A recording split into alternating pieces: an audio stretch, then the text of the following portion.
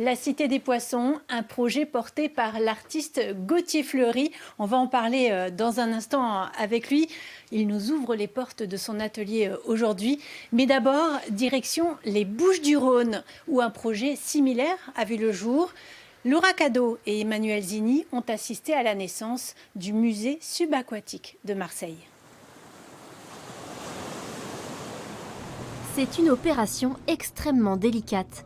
Tracter une statue immergée dans l'eau à l'aide de parachutes. On a 20 minutes, ça va être un peu tendu, il faut qu'on soit concentré sur cette tâche, sur ce qu'on fait. On a quand même pratiquement 3 tonnes là devant nous. Au bout des doigts du scaphandrier, cette femme en ciment marin, la première œuvre du musée subaquatique de Marseille. Son voyage s'arrête à 100 mètres de la plage des Catalans. On fait l'installation des sculptures sur les points GPS où chaque sculpture a son emprise au fond, suivant la scénographie qu'on a définie ensemble. Cela fait des années qu'Anthony Lacano, le porteur du projet, attend ce moment.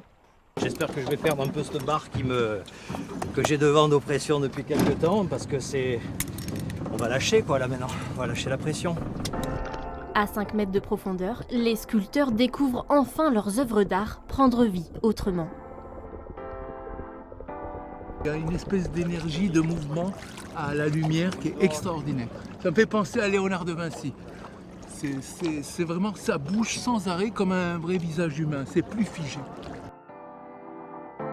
Je suis jaloux parce que, enfin, en regardant comme ça, elle profite vraiment, la sculpture, elle émerge dans un monde qui est dépourvu de tout parasitage de la vie quotidienne en fait. Bientôt, la nature reprendra ses droits et transformera ces statues en habitat marin. C'est le début d'une aventure dont on gère absolument plus rien parce que c'est dans un autre milieu. 10 œuvres au total prendront place dans les fonds marins d'ici le printemps prochain. Encore un peu de patience et la fin des travaux pour admirer ces tout nouveaux trésors. Et oui, il reste encore 2 sculptures à immerger. Le projet est quasiment terminé et selon son créateur, ça n'a pas été simple. Il a fallu 4 ans de travail. Bonjour Gauthier Fleury. Vous, votre projet, c'est la Cité des Poissons en Occitanie. Est-ce que c'est le même concept ? Le concept, c'est d'utiliser d'abord tout le surplus, je veux dire, des 4000 à 5000 tonnes d'huîtres dont on ne sait que faire sur les tantaux, afin de produire donc des récifs, mais dont la nature sera maître d'œuvre. C'est-à-dire que les formes vont naître, mais je suis obligé de laisser faire la nature. C'est-à-dire que si c'est une princesse, elle peut devenir un crapaud. Et donc inversement. Par contre, c'est un nouveau système qui est plus qu'intéressant, c'est-à-dire qu'en plongeant donc des ossature de ce type, par électrolyse, ça va permettre à la sédimentation volante de venir se coller. Mais l'électrolyse, concrètement, pour ceux qui ne se souviennent plus de leur cours de physique, Ils seront un petit peu comme moi. C'est par un courant de basse tension. On l'accroche à un plus et à un moins sur du 12 volts. Et l'électricité produit donc une attirance de la sédimentation sur la ferraille. Si je prends un morceau de la sculpture ici, on voit un morceau de fer. Et par l'électrolyse, toute la sédimentation va venir se coller. Donc à un moment, on arrête l'électrolyse en estimant que la sculpture est finie.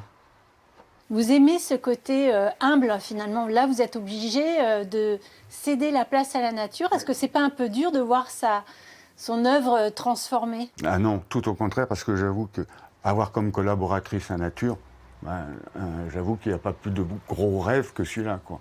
Le but, il est à la fois artistique, mais donc à la fois, il permet la régénérance de toute la faune marine. C'est-à-dire que par les niches qu'ils vont provoquer, par tout le système de méandres, le poulpe sera plus heureux en bas, telle et telle algue sera plus heureuse en haut. Quel sera votre terrain de jeu ? Où est-ce que vous comptez immerger vos créations ? On est très riche donc au niveau de notre littoral, parce qu'on a toute une baie comme ça. Et c'est vrai que toute la partie du début de la ville de Sète jusqu'à Marseillan, c'est un terrain de jeu qui est parfait, quoi.